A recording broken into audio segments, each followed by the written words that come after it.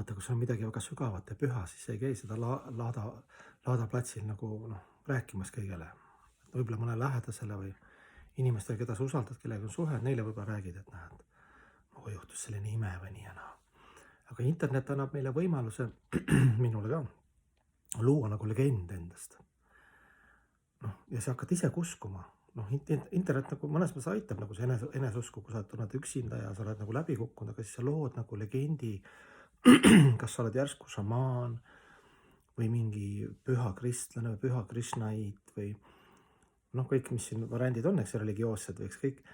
et siis sa lood ja siis sa vaatad neid ise, ma kujutan ette ise ka neid pilte kõike räägid ja sa annab nii palju innustust, et sa oled nagu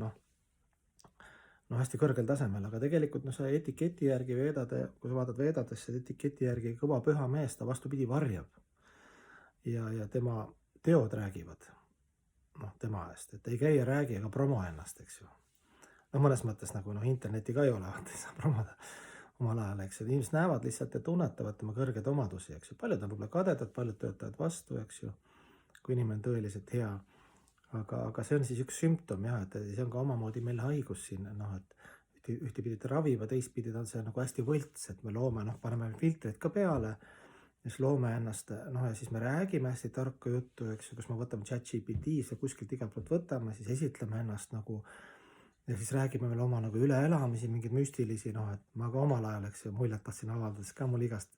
esoteerilisi kogemusi oli seal väljaspool keha, astraalis ja siis ma ka nagu kogu aeg rääkisin sellest